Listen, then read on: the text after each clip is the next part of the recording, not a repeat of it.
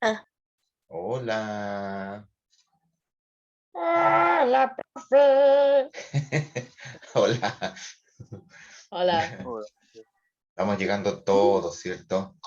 a Oye, al poquito. final, porfi, al final, cuando vayamos a despedir esta cuestión, no se vayan así rápido todos porque quiero pasarle lista porque vi que no entró nadie de inspectoría en la otra hora. Entonces aprovecho de tomar una foto, ¡fa! Un pantallazo y foto súper Y primitiva, así, pam. con la foto. Y se lo mando a inspectoría para que cache la asistencia. ¿Ya? James, Sí. extraño tus clases presenciales. Ah, sí, soy más divertido en persona. Ah, sí, hablo más estupideces, ¿cierto? Ya. Sí, Es hablo que más estupideces. James en modo expresivo, así con todo el cuerpo, así como eso. Sí. Aquello. Bueno, ya veremos cuando volvamos. Porque de que vamos a volver. No sé cuándo, pero vamos a volver. Y no sé si a la misma sala. Ah, no, puede ver que creo que ahora, por lo menos este año, las salas iban a ser de los cursos, no de los profes, entonces no van a tener que Sí, estar cambiando sus. los profes van a tener que irse por el tema de como del Claro, virus y todo eso. nosotros vamos a tener que exponernos, Ay, pobre usted. estar en una sala calentitos y después salir a la intemperie, así como, ¡guau! Ay, se van a resfriar. Sí. Mira, si la cosa al final de cuentas es poder hacer las Oh, cosas con personas reales, de carne y hueso, así como me gusta a yo estoy mí. muy feliz porque ya, las clases online son una caca, pero que nos haya tocado a usted de nuevo este año como profe, como la luz del año. ¡Ay! Ya voy a poner colorado, ya. La mira, hay malo que se ríe, te caché, Millara, y te muerta risa. Ya, bueno, el asunto, amorosos. Espérate, viene Se toma ríe roja. porque sabe que es verdad. Sí, sí, ¿Qué es verdad, cosa? es Yo no verdad. me río de nada. Ya, bueno, el asunto, chiquillos, amorosos, lindos, bellos, igual que su profe. Eh, ¿Qué estaba hablando yo? Ya, lo Violeta. Ahí viene, Pincheira. Hay una. ¿Dónde está? Ahí está. Vamos de nuevo a compartir pantalla porque este PowerPoint es chiquitito, pero no sé por qué me demoré tanto. Ya. Ya, estamos claros con la ley de oferta-demanda, la mano invisible, dejar pasar, dejar hacer. Ya. Y el otro tipo hablando de la libertad política. A ver, primero vamos a Hume. Herbert Hume. Hume. Eh, Liberalismo político es, en general, el liberalismo es una ideología, es un pensamiento que engancha mucho, mucho, mucho con la burguesía de la época. Y la burguesía recuerda que son la gente común y corriente, los de a pie, los del montón, pero con plata. ¿Ya? Si usted recuerda el antiguo régimen, espérate. Ahí está, el antiguo régimen, ¿se acuerda? Estaba esta estructura piramidal en donde en la base está lo que se conocía como el pueblo, el estado llano o el tercer estado, que son la gente sin privilegios. Los privilegios vienen dados por nacimiento, o por último, si eres parte de la iglesia, pero si eres de alguna de esas instituciones, como la iglesia o la nobleza, ahí estarías como siendo de los privilegiados, ¿ok? Si no, eres un tipo de abajo, del montón, porque esa estructura social no tiene que ver con dinero, sino que tiene que ver con origen. ¿Ya? De ahí este atado de los que tienen sangre azul, de los que son nobles, de los que son. Es una estructura completamente diferente. Y en esa estructura no hay cambios. No puedes entrar a un grupo saliéndote de otro, no, porque los grupos son cerrados. Un noble siempre es noble, aunque no tenga ni un peso, siempre será noble y será de los de arriba. ¿Ya? Tú, si naciste en el pueblo, aunque trabajes como chino y hagas una inmensa fortuna, siempre serás del pueblo, del montón, del perraje de los de abajo, siempre, en ese esquema. ¿Ya? Ahora, indudablemente, si nos vamos para atrás, ese esquema no calza, no le gusta a la burguesía. La burguesía es el pueblo rico, el pueblo enriquecido. Por las razones que sean, no importa. Pero el asunto es que este pueblo rico, que principalmente es habitante urbano, de la urbe o del burgo, ya, por eso se le llama burguesía, porque viven en los burgos, que son las ciudades. Recuerda, Estrasburgo, Hamburgo, Edimburgo, por algo se llaman burgo, ciudad. De ahí viene la burguesía, sí, de ahí viene la burguesía. Obviamente a la burguesía le carga esa estructura piramidal, po. Es como cuando ustedes recuerdan cuando estaban los españoles acá en Chile, en la colonia, y estaban los españoles criollos, los nacidos acá, siempre postergados, siempre lejos del poder, porque habían nacido acá, su única culpa era haber nacido aquí en Chile. Y los cargos políticos, como el de gobernador y otros más, estaban reservados solo a los que eran peninsulares, los que habían nacido allá en España. Y esa cuestión a los españoles nacidos en Chile les cargaba, les hervía, y decían, ¿pero por qué? Esto es lo mismo. El burgués, con fortuna, dinero, preparación, cultura, educación, buena estampa, buena ropa, buen perfume, dice, ¿por qué me postergan? ¿Por qué estos tipos están, porque dicen que son nobles, porque dicen que su sangre viene de no sé qué familia, de no sé qué parte de la... ¿Por qué ellos y yo no? ¿Cachai? Entonces, obviamente, esta burguesía engancha muy bien con esta filosofía liberal. Entonces, la filosofía liberal es muy útil para los burgueses, porque les permite a su queja, a su malestar, a su rabia, a su rabia interna, les permite darle un sustento teórico. No es que no es que tenga envidia, sino que es esto el problema. Esta filosofía me respalda. Esta es la explicación teórica, práctica, jurídica, legal, moral, de por qué yo me quejo. ¿Cachai? Y claro, como dice ahí, ideología burguesa del siglo XIX. Se opone a todo lo que sea privilegio, como dice el primer cuadrito. Se opone a todo privilegio de la monarquía y de la aristocracia, o sea, de la clase alta.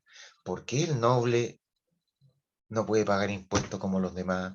¿Por qué el noble tiene una forma diferente de entender la ley que los demás? ¿Por qué hay leyes para uno y leyes para otro? En fin, todo eso. Luego proclama lo que son los derechos del hombre, lo que ya hemos hablado otras veces y que tiene que ver con cosas como esto de los derechos del hombre y del ciudadano, los derechos naturales, derecho a ser libre, derecho a tener propiedad, derecho a bla, bla, bla. ¿Cachai? Confía esta burguesía, confía en que todo puede ser arreglado por las leyes. Si nos ponemos de acuerdo y lo ponemos por escrito y lo hacemos obligatorio para todo el mundo, es obvio que todo va a salir mejor, porque vamos a estar todos de acuerdo.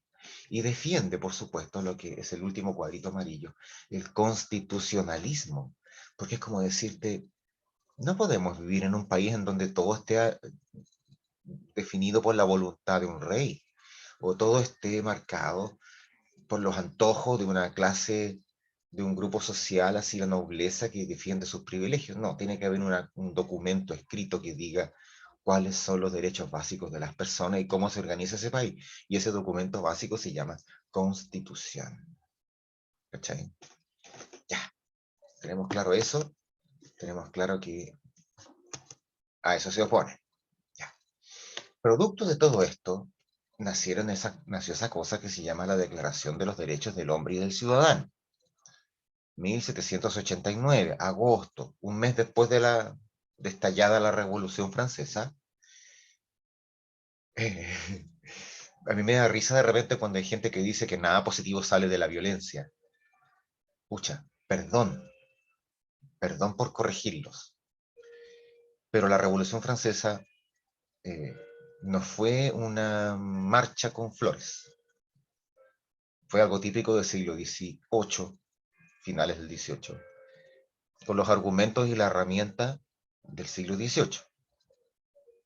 Palo, chuzo, rifle, escopeta, cañones, guillotina. El 14 de julio que los franceses celebran tanto no es otra cosa que una revolución, una revuelta callejera. Un montón de gente aburrida de los abusos que sale a la calle a quemar, a hacer barricada y tomarse un edificio, que es la Bastilla, que era una prisión.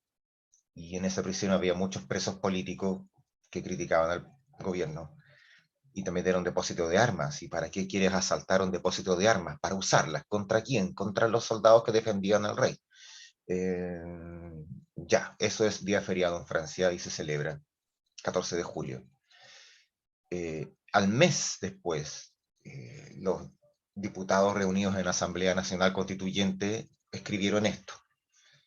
Hay muchas palabras que están de moda hoy día. Aquí tenemos una Asamblea Nacional francesa que se transformó en Asamblea Nacional Constituyente y redactan este documento que es como la base de lo que después conocerás como los derechos del hombre. Hoy día lo llamas derecho humano, porque derecho del hombre automáticamente deja afuera a la mitad de la población, y de hecho ese fue un gran reclamo de la época, y las mujeres dijeron, ¿qué te pasa? Y los hombres dijeron, no, pues, pero si en Francia los hombres son sujetos con derecho político, no las mujeres. Y ahí ya partió la tontera, ya sabemos lo habitual, ya, de esta cosa de la guerra de los sexos. Pero es un producto súper práctico. De partida tú lees el preámbulo, les voy a subir no corresponde, les voy a subir al Classroom el coso con el preámbulo y los artículos, ¿ya? Sin interpretación, solo los artículos. Y en el preámbulo habla de ellos representantes del pueblo francés, nosotros los representantes del pueblo francés, porque se hace en nombre del pueblo francés. Es como cuando lees la de Estados Unidos, la Constitución de Estados Unidos, dice nosotros el pueblo, ordenados como estamos, y gracias a nuestra inteligencia dada por Dios, buscamos las maneras de hacer que la gente progrese, sea feliz. ¿Cacháis la declaración de principio? Así como, wow, tremenda poesía. Léete la Constitución chilena a ver cómo empieza. Según lo dispuesto en el artículo tanto, del número tanto, ordenamos que. Chuta. Ordenamos que. Bueno, el asunto es que esto es un súper buen producto. Y es como el abuelito del concepto que después nosotros, en tiempos presentes, vamos a llamar derecho humano. Y aparece este concepto de la justicia, de la importancia de la ley. La justicia, perdón, es dar a cada uno lo que le corresponde. Dar a cada uno lo que corresponde. O lo que merece, en reparación de un daño. Fíjate en eso, porque la ley siempre dice, ¿qué es lo que es la ley? ¿Qué es lo que es la justicia? Justicia es ser justo. ¡Wow! Tremenda definición. Justicia es ser justo. Justicia es dar a cada uno lo que corresponde. Justicia es dar a cada uno lo que merece. Justicia también es reparar un daño. No entienden justicia como castigar al culpable del daño. Oye, esto es una pelea teórica que hasta el día de hoy tenemos. Y yo sé que ustedes, en más de alguna ocasión, habrán escuchado o habrán sido partícipes o habrán también dicho cosas como, ¿y por qué tenemos que mantener a este gallo preso? Se gastan 700 lucas mensuales en mantener cada preso en Chile. ¿Por qué no lo matan nomás de pena de muerte? O lo mandan a una isla del sur a que coma raíces, y si es extranjero, ¿por qué no lo echan? 20.000 razones, 20.000 argumentos que yo no me voy a meter porque son ideas de cada uno. Pero ahí viene una idea que es lo que mencionaba yo recién. ¿Cuál es el concepto que tenemos de justicia? ¿Ya? Estamos castigando al culpable. Cáchate, primer concepto de justicia, castigar al culpable del delito. Castigo, castigo, castigo, castigo. El segundo concepto que tenemos de justicia, reparar el daño a la víctima. ¿Cómo le hago para que esa persona se sienta bien? Le embargo bienes al ladrón, le quito la casa al que hizo el delito, lo meto preso para que sufra encierro y la víctima como que se sienta satisfecha y segura. ¿Qué hago? El segundo concepto es reparar. El tercer concepto es que la sociedad se defienda a sí misma. O sea, yo no, como sociedad, para mí es peligroso que un tipo así tan antisocial ande fuera. Así que la sociedad se protege a sí misma, metiendo un tipo a la cárcel.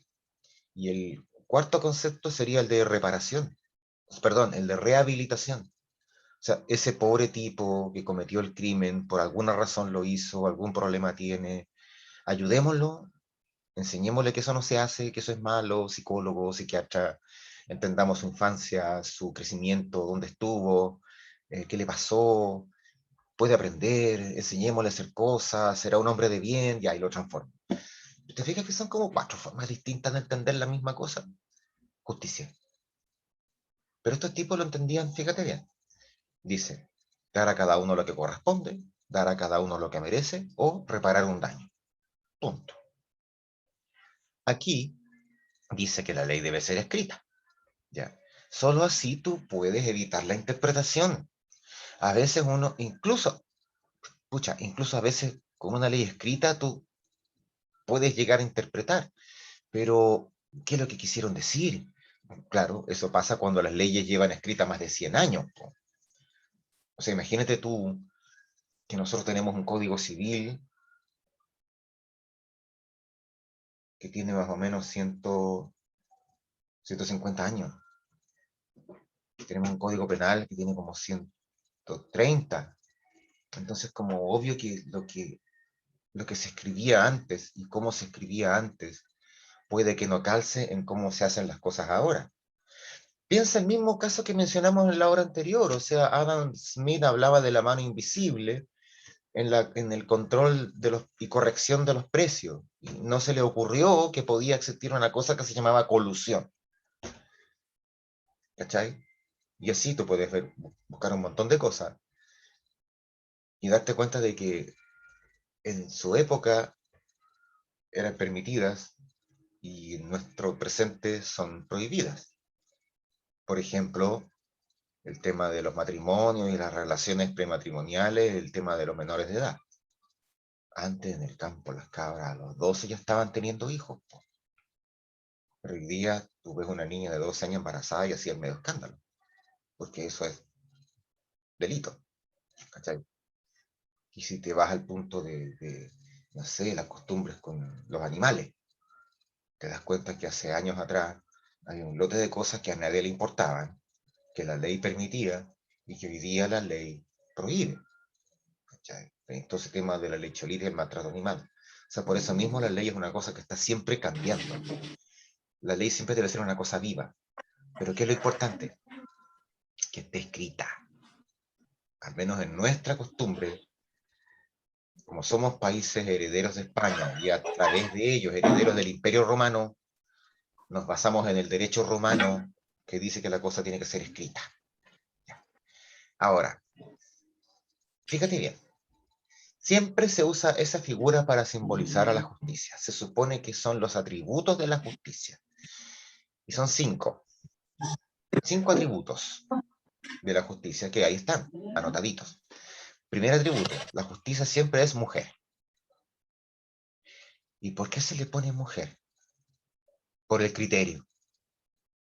Porque la mujer siempre es más criteriosa que el hombre. El hombre es más apasionado, más arrebatado. No, le voy a sacar la... No. La mujer de repente, en teoría, es la que da un paso atrás, piensa y después actúa. Son más calculadoras. Luego dice que pisa una serpiente. La serpiente siempre ha sido símbolo de el cahüín, de el chisme, de la mentira. La pecadora. Metafóricamente hablando, claro, de ahí viene, po, de la serpiente en el paraíso que tentó a Eva y toda esa historia.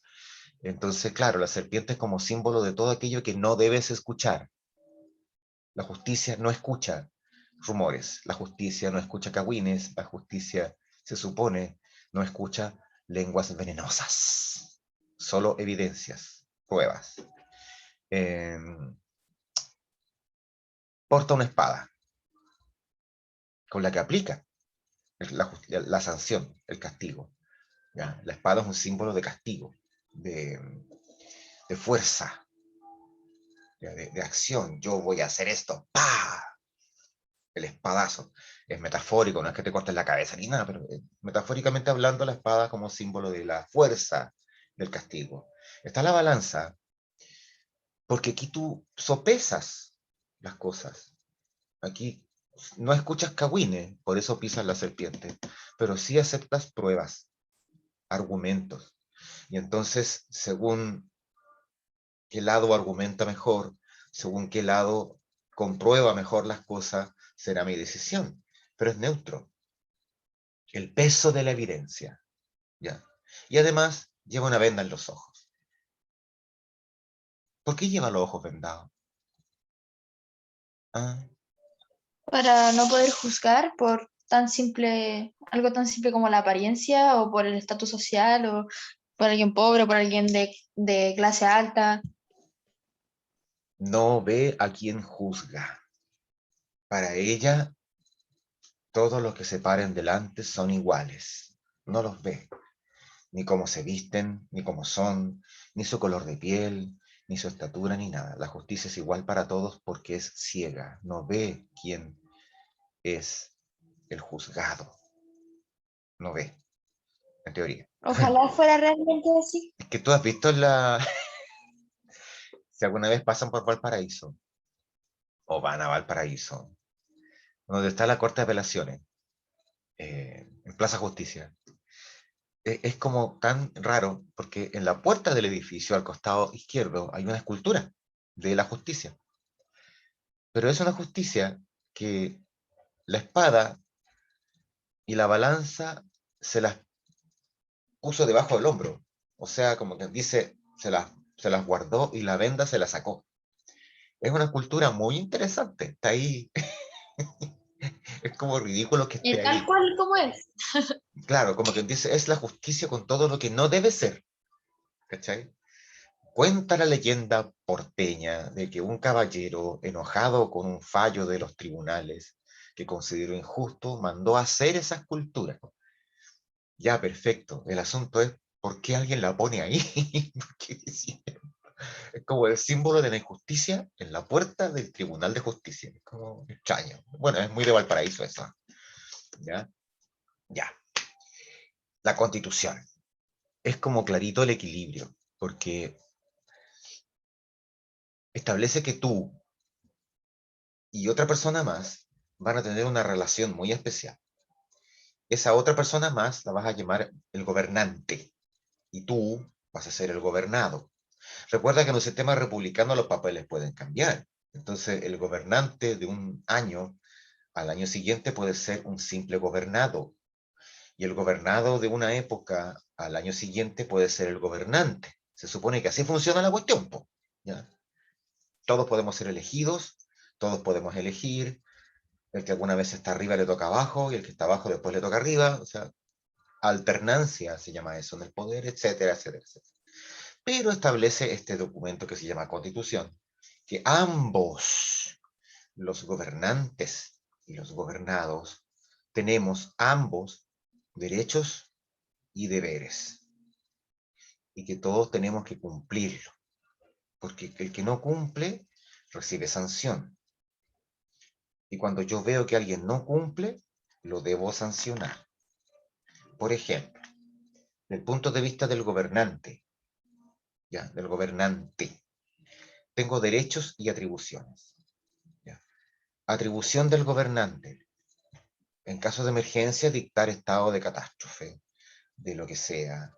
Manejar la policía, la fuerza de orden, la milicia. Otra atribución del gobernante, nombrar los embajadores, nombrar los asistentes, nombrar los ministros. Una serie de cosas que puede hacer. Y también tiene derechos. ¿Ya? Porque tengo derecho a que me respeten. Tengo derecho a mandar a hacer leyes.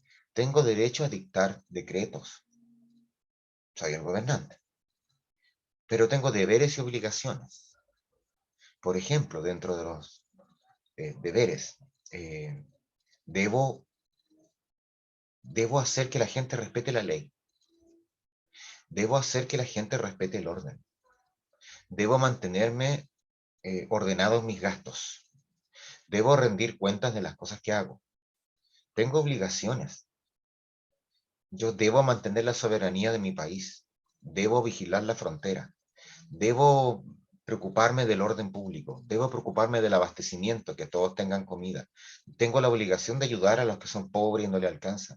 Debo preocuparme de la educación. Debo preocuparme de la salud. Debo. Y estoy obligado a. ¿Cachai? Pero también es mi derecho, y me olvidé decirlo, es mi derecho castigar a la gente porfiada. Castigar a los que desobedecen la ley. Castigar a los que tratan de alterar el orden. Es mi derecho y mi atribución controlar el orden público. Nos vamos al otro lado.